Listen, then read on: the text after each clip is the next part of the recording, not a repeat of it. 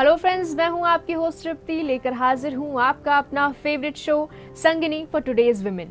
संगिनी में आज का दिन है उन लेडीज के नाम जो अपनी ब्यूटी से जरा सा भी कॉम्प्रोमाइज नहीं करती, क्योंकि आज हम बात करने वाले हैं हमारी ब्यूटी एक्सपर्ट से फेस ब्लीचिंग के बारे में। साथ ही साथ हमारी एक्सपर्ट बताएंगी आपकी तमाम क्वेरीज के सोल्यूशन, और उसके बाद हम आपके लिए लेकर आएंगे कुछ खास ब्यूटी मेकओवर ट्रिक्स। तो इससे पहले कि शुरुआत की जाए आज के एपिसोड की, आपको दिखाते हैं आज के एपिसोड की खास झलक। अगर आप ब्लीच करते हो तो उसमें जो भी आपके फेस पे थोड़े से पैचेस होते हैं या मार्क्स होते हैं या ब्लेमिशेस होते हैं, वो भी थोड़े कुछ लेवल तक के रिड्यूस होते हैं। एलोवेरा जूस, पानी और एवोकेडो ऑयल का मिश्रण बनाकर रखें। जब कभी भी बाल ड्राई लगे, इसका इस्तेमाल करें। हमारे फेशियल हेयर को कलर करने के लिए, हमारी स्किन को लाइटन और ब्राइटन करने के लिए ब्लीच का इस्तेमाल सदियों से होता आ रहा है। लेकिन अगर हम ब्लीच प्रॉपर केयर और प्रिकॉशन के साथ नहीं करते हैं तो हमारी स्किन के लिए हार्मफुल भी हो सकता है। तो कैसे करें ब्लीचिंग की सही टेक्निक क्या है और क्या प्रिकॉशंस हमें लेने होते हैं, इसी बारे में आज हम बात करने वाले हैं हमारी ब्यूटी एक्सपर्ट कोमल महिंद्रू जी से। Komal ji, welcome to our show. Thank you so much. बहुत सारी लेडीज़ ब्लीचिंग का इस्तेमाल करती हैं जो उनके फेशियल हेयर्स होते हैं उनको कलर करने के लिए। कितना फ़ायदेमंद होता है ये हमारे स्किन के लिए, और कितना फ़ायदेमंद होता है ये हमारे फेशियल हेयर को कलर करने के लिए? पहले मैं बताऊंगी आपको कि जो ब्लीच होता है उससे ऐसा कोई प्रॉब्लम नहीं है, बट ब्लीच को हम दो सेगमेंट में डिवाइड कर सकते हैं। एक सेगमेंट हुआ जिसमें हम ब्लीचिंग की बात करते हैं, उससे भी हम स्किन लाइटनिंग कर रहे हैं, बट उसमें हम फेशियल हेयर्स को गोल्डन कर रहे हैं। ओके। उसी के साथ साथ एक और चीज़ होती है जो उससे बिल्कुल क्लोज सर्किट है, जिसको हम कहते हैं डीटैनिंग ऑफ द स्किन। अब डीटैन जब हम करते हैं तो उसमें भी हम इसी तरीके से अपनी स्किन को लाइटन करते हैं। तो सिर्फ डिफरेंस ये है, एक में आपके जो फेशियल हेयर्स हैं वो प्रॉपर गोल्ड होते हैं, जिसको हम केमिकली, जो मार्केट में ब्लीचेस हैं वो आपकी ब्लीचेस हैं जो फेशियल हेयर को भी लाइटन करती हैं। Okay. But on the contrary कुछ घर की रेमेडीज भी हैं ऐसी जिससे कि आप अपनी स्किन लाइटनिंग कर सकते हैं। तो मतलब बहुत सारे सेगमेंट्स है अगर हम ब्लीच की बात भी करें। लेकिन जैसे अगर हम आम महिलाओं की बात करें तो उनका मानना ये है कि कुछ महिलाएं ऐसा मानती हैं कि जो ब्लीच होता है उसका इस्तेमाल हम अपने फेशियल हेयर को कलर करने के लिए करते हैं। कुछ का ये मानना है कि उससे स्किन लाइटन भी होती है, ब्राइटन भी होती है, यानी कम्प्लेक्शन भी हमारा थोड़ा लाइट हो जाता है। कितनी सच्चाई है इन बातों में? ये बिल्कुल सही मानना है। जब हम ब्लीच करते हैं तो हम अपने फेशियल हेयर्स को जो है वो येलोइश टू गोल्डन टिंच पे लेके आते हैं। जब हम ये काम करते हैं तो उसमें हमारी जो स्किन है वो लाइटनिंग होती है, उसमें एक ब्राइटनेस आती है। और उसके साथ साथ अगर आप ब्लीच करते हो तो उसमें जो भी आपके फेस पे थोड़े से पैचेस होते हैं या मार्क्स होते हैं, ब्लेमिशेस होते हैं, वो भी थोड़े कुछ लेवल तक के रिड्यूस होते हैं। ओके। तो क्या ब्लीच का इस्तेमाल जो हमारी अपर लेयर होती है स्किन की, उसको हटाने के लिए भी किया जाता है? नहीं, ब्लीच का इस्तेमाल आपकी अपर लेयर को हटाने के लिए नहीं किया जाता है। ये सिर्फ और सिर्फ स्किन लाइटनिंग देती है और डीटैनिंग करती है। जो ब्लीच हम इस्तेमाल करते हैं मार्केट से जब हम पैक लेकर आते हैं तो उस पर ये लिखा होता है साफ साफ कि ब्लीच करने से पहले एक बार पैच टेस्ट कर लीजिए। वो कितना ज़रूरी होता है? देखिए, कुछ स्किन जो होती हैं वो बहुत सेंसिटिव होती हैं, जिसमें कई बार आपने देखा होगा कि लड़कियों के फेस पे जो होता है रेड इरप्शंस होते हैं, या उनकी स्किन बहुत सेंसिटिव होती है। तो वो जब कभी भी आप धूप से आते हो तो बहुत रेडनेस हो जाती है। तो धूप से आने के बाद तो इमीडिएटली मैं सजेस्ट भी नहीं करती हूँ। स्किन जब बिल्कुल एट ईज़ हो, बिल्कुल रिलैक्स्ड हो, तभी आप ये चीज़ का ध्यान रखें कि आपको ब्लीच करनी है या उसकी क्लेंजिंग करने के बाद ही करनी है। बट हाँ, मैं खुद आपको एडवाइस करूँगी कि अगर आप कोई भी केमिकल वाली ब्लीच यूज़ कर रहे हैं तो उससे पहले उसका एक पैच टेस्ट करके देख लीजिए कि वो आपको कितना सूट कर रही है।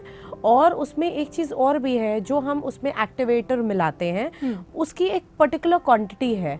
अगर उस क्वांटिटी को हम बहुत ज़्यादा बढ़ा देंगे उससे भी प्रॉब्लम और इरिटेशन होने लगता है, आपकी स्किन में बर्निंग सेंसेशन होने लगता है, हल्की सी खुजली टाइप की लगती है, और आपको लगता है कि आपकी स्किन जो है उसमें एक तरीके से छोटे छोटे इरप्शंस हो रहे हैं जब वो थोड़ा सा फर्मेंट होती है। बट अगर हम बात करें आपकी नेचुरल ब्लीचेस की तो उसमें भी play a very safe role. मतलब उसमें ऐसा नहीं होता है, क्योंकि घर की बनी हुई जो ब्लीचेस होती हैं उसमें ये प्रॉब्लम्स नहीं होती हैं। ओके। अच्छा, अगर हम ब्लीच की बात करें, नेचुरल ब्लीचेस पे हम आएंगे, लेकिन पहले अगर हम जो ब्लीचेस हम इस्तेमाल करते हैं उनकी बात करें तो अगर हम घर पे उनका इस्तेमाल कर रहे हैं तो ब्लीच करने से पहले हमें किन बातों का ध्यान रखना होता है? ब्लीच करने से पहले हम लोगों को बहुत अच्छे से ये चीज़ नोटिस करनी है कि हमें हमारा फेस को बिल्कुल क्लीन रखना है। अगर आप फेस क्लीन रखते हैं, उसकी क्लेंजिंग करें, पहले उसको प्रॉपर एक क्लेंजिंग मिल्क से उसको क्लीन करें और उसके बाद ब्लीच का एप्लीकेशन करें। ब्लीच का एप्लीकेशन करने के बाद जब आप उसका रिमूवल करें तो आपको इस चीज़ का खास ध्यान रखना, उसके बाद आप अपनी स्किन को मॉइस्चराइज ज़रूर करें। ओके अच्छा, कई बार ये भी सुनने में आता है कि स्क्रब करने के बाद या फेशियल में कब हमें ब्लीच का इस्तेमाल करना चाहिए, इसकी भी बहुत ज़्यादा अवेयरनेस नहीं है महिलाओं में, तो आप क्या बताएंगे इस बारे में? इस चीज़ के लिए मैं आपको ये बताना चाहूँगी कि कभी भी आप धूप से आओ और धूप से आने के बाद आप इमीडिएटली ब्लीच नहीं यूज़ करें। आप अपनी स्किन को पूरा रिलैक्स होने दीजिए, उसके बाद जब आप घर के अंदर हैं या कोई क्लोज्ड एरिया में है तब ब्लीच का यूज़ करें। और जब कभी भी आप ब्लीच यूज़ करते हो उससे जस्ट पहले आप स्क्रबिंग ना करें, क्योंकि स्क्रबिंग करने के बाद जो होती है हमारी स्किन जो होती है उसको हम हल्का सा, ऑब्वियसली जब कोई भी चीज़ को रगड़ खाते हैं तो उसमें क्या होता है, कुछ पोर्स, कुछ डेड सेल्स होते हैं, जो डैमेज्ड स्किन होती है वो हमारी इरिटेट होती है और उसको हम रिमूवल के लिए हम स्क्रबिंग करते हैं। हाँ, तो जिसको हम जब हम एक्सप्लॉइट करते हैं तो उसके बाद अगर हम उसमें ब्लीच लगा देंगे तो वो इरप्शन कर सकता है, वो इरिटेशन हो सकती है और जिसकी वजह से लेकर कोई प्रॉब्लम हो सकती है। तो better option is when you are relaxed then go for the bleaching. Okay, मतलब ऐसे कंडीशंस में अगर हम ब्लीच का इस्तेमाल कर रहे हैं तो वो और भी ज़्यादा हार्मफुल हो सकते हैं हमारे स्किन के लिए। स्क्रबिंग के बाद एडवाइजेबल नहीं है। ओके, तो पोस्ट ब्लीच अगर हम बात करें तो कहा जाता है कि सन के सामने एक्सपोजर नहीं होना चाहिए, प्लस हम सोप का इस्तेमाल नहीं कर सकते। क्या कुछ प्रिकॉशंस लेने होते हैं ब्लीच करने के बाद? ब्लीच करने के बाद भी आपको एक चीज़ का ध्यान रखना है, इमीडिएटली आपको सन पे नहीं जाना है। अगर आपको कहीं जाना भी है तो आप इस चीज़ का ध्यान रखें कि ब्लीच उतारने के बाद प्रॉपर आप उसके क्लीन करने के बाद ठंडे पानी से उसको वॉश करें। जब आप ब्लीच रिमूव करते हो, स्पेशली इन समर्स, आप ठंडे पानी का यूज़ कर सकते हैं। उसके बाद अगर आपके पास कोई भी जेल है, आप जेल को अप्लाई करिए, जिससे कूलिंग हो जाती है और हमारे पोर्स जो हैं वो थोड़े से क्लोज हो जाते हैं और कूलिंग कंटेंट जो होता है वो आप क्यूकम्बर से भी आपको मिल सकता है। और कुछ एलोवेरा जेल्स हैं जिसका हम यूज़ बाद में कर सकते हैं। और आप अगर कुछ नहीं तो आप लैक्टो का यूज़ कर सकते हो, जिसको आप ये कहते हो कि आप अपने फेस पे अच्छे से लगा दीजिए, तो वो भी जो है वो डार्क, वो आपकी जो रेडनेस है वो कम करता है। उसके थोड़ी देर बाद आप जा सकते हैं, but before going to the sun, आप कभी भी सन में निकलने से पहले भी मैं आपको एडवाइस करूंगी कि please use a good sunblock. Sunblock का यूज़ करना बहुत ज़रूरी है क्योंकि ये आपकी स्किन को यूवी रेज से प्रोटेक्ट करता है। तो एक अच्छे सन ब्लॉक का यूज़ करें। नेचुरल ब्लीचेस की बात की थी आपने कोमल जी, नेचुरल ब्लीचेस में हम क्या कुछ इस्तेमाल कर सकते हैं? बहुत सारी चीज़ें हैं नेचुरल ब्लीचेस में। आप जानते हो कि घर में हमारे पास सब चीज़ें रहती हैं और वो कितनी यूज़फुल है हमें पता भी नहीं होता। अब अगर हम एक नॉर्मल तरीके से अपनी स्किन को लाइटन करना चाहें तो सबके घर में मलाई होती है या फ्रेश क्रीम है, तो आप फ्रेश क्रीम में एक पिंच ऑफ हल्दी ऐड करिए, टर्मरिक ऐड करिए और उसमें आप लेमन जूस को थोड़ा सा ऐड करते हैं तो एक पेस्ट टाइप का बना लीजिए, उसको आप यूज़ करिए अपने स्किन पे। आप रेगुलर यूज़ करेंगे, उसके बाद आपको रिजल्ट खुद से दिखने लगेगा कि आपकी स्किन धीरे धीरे लाइटन होने लगती है। उसी तरीके से जो लेमन जूस है उसके बहुत फ़ायदे हैं, बिकॉज वो it is very rich in vitamin C, बहुत अच्छा सोर्स ऑफ एंटीऑक्सीडेंट है विटामिन सी। और उसके साथ साथ लेमन की कुछ और भी चीज़ें हैं, जैसे कि इट रिड्यूसेस बिकॉज उसमें एक नेचुरल ब्लीचिंग एजेंट है, तो वो जितने भी ब्लेमिशेस होते हैं या भी जो भी आपकी पिगमेंटेशन स्पॉट्स होते हैं उसको रिड्यूस करने में भी बहुत हेल्प करता है।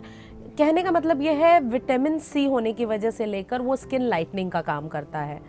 तो it is a very good source of natural bleach का रहता है, तो आप उसको यूज़ कर सकते हैं। उसके अलावा अगर आपके घर में ऑरेंजेस आते ही हैं समर में, तो आप उसके वो जो छिलके होते हैं उसको ड्राई करिए, उसको सुखाने के बाद उसका बहुत उसको मिक्स करके उसका एक पाउडर बना लीजिए। उस पाउडर को अगर आप रॉ मिल्क के साथ ऐड करके लगाते हैं, that is also one source of lightning the skin, उससे भी स्किन बहुत लाइटन होती है। तो ये दो चीज़ें जैसे हैं आप इसको नेचुरल रूटीन में कर सकते हैं।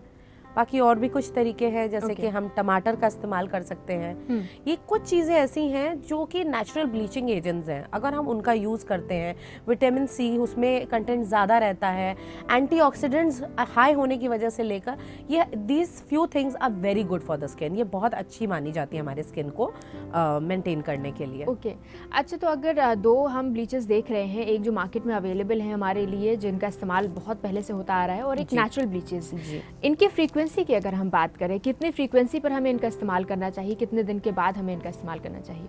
देखिए, अगर हम केमिकल ब्लीच की बात करते हैं तो सब चीज़ें डिपेंड करती हैं। वैसे तो हम एडवाइस करेंगे कि आप महीने में एक बार इसको लगा सकते हैं, कोई प्रॉब्लम नहीं है। बट अगर आपको ऐसा लगता है कि आपके फेशियल हेयर्स जल्दी डार्क होते हैं, ब्लैक होते हैं, तो आप इसको 20 दिन के अंदर भी यूज़ कर सकते हैं। Okay. बट अगर हम नेचुरल ब्लीचेस की बात करते हैं तो नेचुरल ब्लीच तो एक इतना अच्छा तरीका है कि इसमें कोई साइड इफ़ेक्ट्स नहीं है। नहीं होते हैं, अगर बिल्कुल। हमारे घर की चीज़ें, कुछ देसी नुस्खे जो होते हैं वो हम यूज़ करते हैं। मॉइस्चराइजिंग करने के लिए जैसे कि it's a very good soothener honey है, उसका भी यूज़ करते हैं उसके बाद। तो कुछ चीज़ें ऐसी हैं उससे हमें कोई नुकसान नहीं है, उसके फ़ायदे ही फ़ायदे हैं, और फ़ायदे ज़्यादा हैं अगर हम बात करते हैं तो। तो जो ब्लीच है वो हमेशा से इस्तेमाल होता आ रहा है, लगभग हर महिला ब्लीच का इस्तेमाल करती होगी अपने स्किन को लाइटन, ब्राइटन और फेशियल हेयर को कलर करने के लिए, लेकिन फिर भी जो टेक्निक होती है वो जानना बहुत ज़रूरी हो जाता है। यहाँ पर हम रुक रहे हैं एक छोटे से ब्रेक के लिए। ब्रेक के बाद वापस लौटेंगे तो हमारी ब्यूटी एक्सपर्ट बताएंगी आपकी तमाम क्वेरीज के सोल्यूशन, तो कहीं जाइएगा मत। Keep watching Sangini for today's women. Aloe vera juice, पानी और एवोकेडो ऑयल का मिश्रण बनाकर रखें। जब कभी भी बाल ड्राई लगे, इसका इस्तेमाल करें।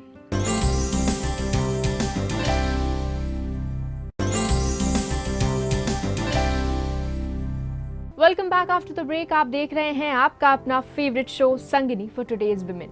ब्रेक पर जाने से पहले हमारी ब्यूटी एक्सपर्ट कोमल महिंद्रू जी बता रही थी हमें फेस ब्लीचिंग का सही तरीका, सही टेक्निक, और अब वक्त है आपकी क्वेरीज के सोल्यूशन जानने का। तो लेते हैं सबसे पहले हमारी पहली क्वेरी भेजी है चित्रा जी ने। इनका कहना है कि इनका रंग थोड़ा दबा हुआ है, अपने चेहरे पर निखार लाने के लिए क्या कर सकती हैं? चित्रा जी, मैंने जैसे अभी आपको बताया कि कुछ चीज़ें ऐसी हैं जो एक नेचुरल ब्लीचिंग एजेंट है, जैसे कि आप रेगुलर रूटीन पे आलू के रस का प्रयोग कर सकती हैं, जिससे कि डार्क स्पॉट्स रिड्यूस होते हैं, और उससे नेचुरल ब्लीचिंग कंटेंट होने की वजह से लेकर जितनी भी लाइटनिंग एंड ब्राइटनिंग है वो हो सकती है स्किन में। तो आप आलू का यूज़ कर सकते हैं, टमाटर के जूस का यूज़ कर सकते हैं, और जैसा कि मैंने आपको बोला लेमन का हम यूज़ कर सकते हैं आपकी स्किन को लाइटनिंग करने के लिए। लेते हैं हमारी अगली क्वेरी भेजी है अंकिता जी ने। ये 20 साल की हैं। इनका कहना है कि इनके स्किन पर बहुत सारे डेड सेल्स हैं, डेड स्किन है, जिसको परमानेंटली रिमूव करने के लिए आपसे सोल्यूशन जानना चाहती हैं। अंकिता जी, आपके स्किन पे अगर डेड सेल्स हैं तो आपको एक चीज़ का ध्यान रखना है कि उसका मेन कॉज क्या है। अगर डेड सेल्स हैं तो उसको रिमूव करने के लिए आप स्क्रब का यूज़ करिए। नेचुरल स्क्रब्स भी यूज़ कर सकते हैं वो आप, जैसे कि आप रॉ मिल्क में ब्रेड श्रेड्स को आप थोड़ा सा डाइल्यूट करिए, उसको मिक्स करने के बाद उसको आप हल्की सी स्क्रबिंग करके रिमूव कर सकते हैं। ये जितने भी डेड सेल्स हैं ये रिमूव हो जाते हैं। उसके बाद मॉइस्चराइजिंग करना ना भूलें। और दूसरी चीज़ आपको ध्यान रखना है, अगर डेड सेल्स हैं और ब्लैक हेड्स की प्रॉब्लम ज़्यादा है तो आप टाइम टू टाइम एक अच्छा क्लीन अप ले सकते हैं। चलिए हमारी अगली क्वेरी लेते हैं। अगली क्वेरी जो हमारी है वो बहुत ही जनरल क्वेरी है, और हमारे पास बहुत बड़ी तादाद में ऐसे क्वेश्चंस आते हैं कि फेस पर पिंपल्स हैं, ऑयली स्किन है, पिंपल्स के मार्क्स रह जाते हैं, उनको दूर करने के लिए क्या करें?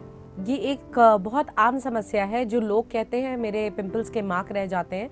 अब जब हम किसी से बात करते हैं, हम उसकी स्किन को ऑब्जर्व करते हैं, तब हमें ये पता लगता है कि एक्चुअली प्रॉब्लम है कहाँ।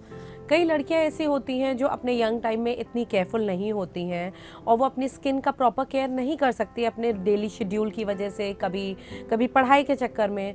तो मैं आपको ये सजेस्ट करना चाहूँगी, एक बेसिक क्लीनिंग जो है फेस की बहुत इंपॉर्टेंट है। अगर आपकी स्किन ऑयली है तो आप उसको टाइम टू टाइम वाटर से वॉश करिए, पानी से धोइए, और उसको एक हल्का सा आप स्क्रब कर सकते हैं। उसके बाद मॉइस्चराइजिंग करिए। अगर एक्ने के स्पॉट्स हैं तो उसका रीज़न क्या है, कई लड़कियां उसको रियलाइज़ नहीं करती हैं। कभी ब्लैक हेड होता है, उसको अपने हाथ से फिडल करके निकालने की कोशिश करती हैं। छोटे छोटे दाने होते हैं जिनको अपने नाखूनों से फोड़ती हैं, तो वो एक स्पॉट बन जाता है, और वो स्पॉट की प्रॉब्लम जब होती है आपको थोड़े टाइम बाद रियलाइज़ होती है। इसके लिए एक नेचुरल रेमेडी मैं आपको बताना चाहूँगी। जितनी लाइटनिंग की चीज़ें मैंने आपको बताई, जैसे कि वो विटामिन सी हो, या फिर आपके लिए आपका घर की चीज़ों में लेमन का यूज़ होता है, रॉ मिल्क का यूज़ है, टमाटो जूस का यूज़ है, पोमीग्रेनेट जूस का यूज़ है, इन सब चीज़ों को आप अपने फेस को क्लीन करने के लिए और जो जितने भी डार्क स्पॉट्स हैं उसको रिड्यूस करने के लिए ये हेल्प करती हैं।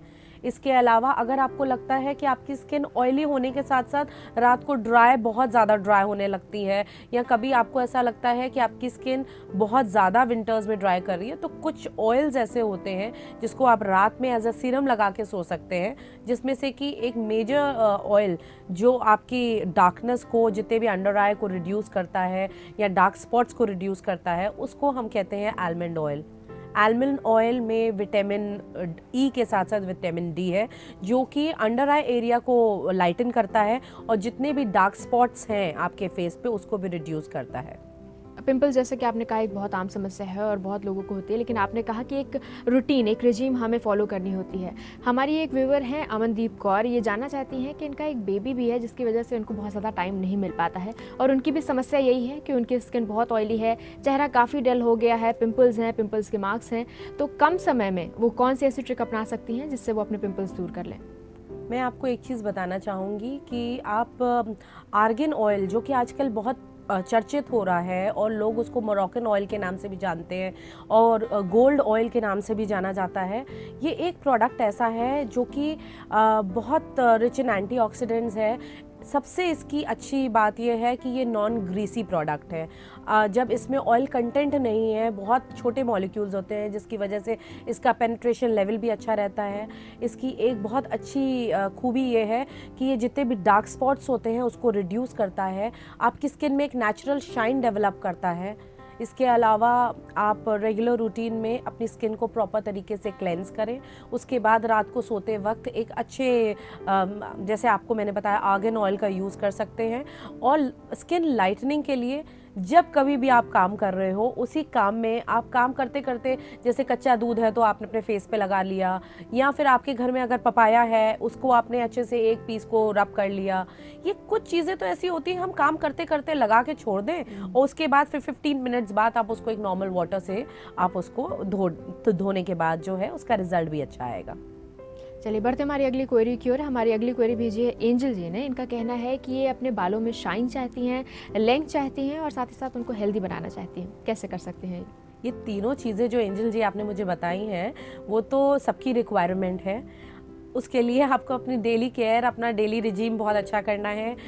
खूब सारा पानी पीजिए, अच्छा पोषण लीजिए। उसके अलावा आप जितना अपने बालों का केयर करते हो, एक अच्छे शैम्पू का यूज़ करिए। Time to time hair trimming करते रहिए। बालों को अच्छा बाउंस क्रिएट होता है जब डेड सेल्स रिमूव होते हैं।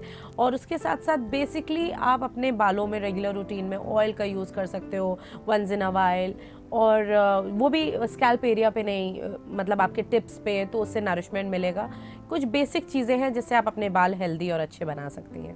कोमल जी, स्किन ब्लीचिंग हमेशा से इस्तेमाल होती रही है, लेकिन सही टेक्निक आपने बताई और साथ ही साथ हमारे सारे व्यूअर्स की जो क्वेरीज थी उनके सोल्यूशन आपने दिए। Thanks for being on the show. Thank you so much. तो आज हमारी ब्यूटी एक्सपर्ट ने हमें बताया कि कैसे हम सही तरीके से ब्लीच का इस्तेमाल कर सकते हैं। साथ ही साथ उन्होंने नेचुरल ब्लीचेस के बारे में भी बताया और आपकी क्वेरीज के सोल्यूशन दिए। यहाँ पर वक्त हो चला एक छोटे से ब्रेक का, लेकिन ब्रेक पर जाने से पहले हम आपको बताना चाहेंगे कि कैसे आप भी हमसे जुड़ सकते हैं और आप भी अपनी क्वेरीज हम तक पहुँचा सकते हैं अपने फीडबैक और अपने सजेशंस के साथ। आप हमसे जुड़ सकते हैं फेसबुक के जरिए। हमारी फेसबुक आईडी है facebook/ETV संगिनी। यहाँ वक्त हो चला एक छोटे से ब्रेक का। ब्रेक के उस पार हम लेकर लौटेंगे आपके लिए कुछ खास ब्यूटी मेकओवर ट्रिक्स, तो कहीं जाइएगा मत। Keep watching Sangini for today's women. Aloe vera juice, पानी और एवोकेडो ऑयल का मिश्रण बनाकर रखें। जब कभी भी बाल ड्राई लगे, इसका इस्तेमाल करें।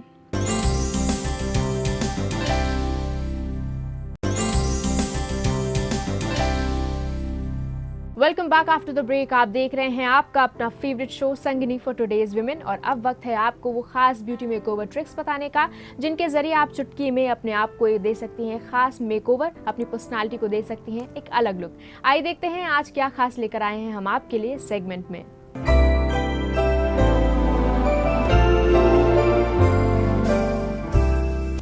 ब्यूटी मेकओवर में आज हम जानेंगे समर हेयर केयर। तेज धूप से बाल काफी डैमेज होते हैं, लेकिन बालों को सन प्रोटेक्शन कैसे दिया जाए, ये सबसे बड़ा सवाल है। इसलिए बेहतर है कि आप अपने बालों को कवर करके ही बाहर निकलें। अक्सर गर्मियों में हम रोजाना शैम्पू करने लगते हैं, जिससे स्कल्प पर मौजूद नेचुरल ऑयल कम होने का खतरा होता है। रोजाना शैम्पू करने से बेहतर है कि आप हफ्ते में 3 बार शैम्पू करें। गर्मियों में बालों को ब्लो ड्राई या आयनिंग करने से बचें। गर्मियों में ये बालों को और भी डैमेज कर सकते हैं, जिससे बाल रूखे होकर कमजोर हो सकते हैं। एलोवेरा जूस, पानी और एवोकाडो ऑयल का मिश्रण बनाकर रखें। जब कभी भी बाल ड्राई लगे, इसका इस्तेमाल करें। क्विक नेचुरल कंडीशनर के तौर पर एप्पल सिडार विनेगर को पानी में मिलाकर बालों को रिंस करें। गर्मियों में हेयर स्टाइल्स लूज और इजी ही रखें, ताकि बालों में पसीना अधिक ना हो और वो टूटे भी नहीं। समर्स में हेयर स्प्रे को अवॉइड ही करें तो बेहतर है, क्योंकि इसके मुख्य तत्व अल्कोहल और एथेनॉल होते हैं, जो बालों को बेहद ड्राई करते हैं। यदि हेयर स्प्रे यूज करना ही है तो प्राकृतिक तत्वों व कंडीशनर युक्त स्प्रे का ही इस्तेमाल करें। कोकोनट मिल्क से मसाज करने पर बालों को पोषण मिलता है, बाल नर्म व मुलायम बने रहते हैं। नारियल के तेल में समान मात्रा में आंवला तेल मिलाकर थोड़ा सा नींबू का रस और दूध मिलाकर मसाज करें। समर्स में आप हॉट ऑयल रिंस ट्राई कर सकती हैं। कोकोनट, ऑलिव या एवोकाडो ऑयल आसानी से बालों के भीतर प्रवेश कर सकते हैं। इसके लिए पहले शैम्पू करें, उसके बाद ऑयल को सिरों से शुरू करके जड़ों तक अप्लाई करें। उसके बाद रिंस करके कंडीशनर अप्लाई करें। ये करने से आपके बाल मॉइस्चराइज्ड तो होंगे ही, पर ग्रीसी यानी चिपचिपे बिल्कुल नहीं। समर्स में अल्कोहल बेस्ड प्रोडक्ट्स अपने बालों पर यूज ना करें, क्योंकि ये बालों को और भी ड्राई कर सकते हैं।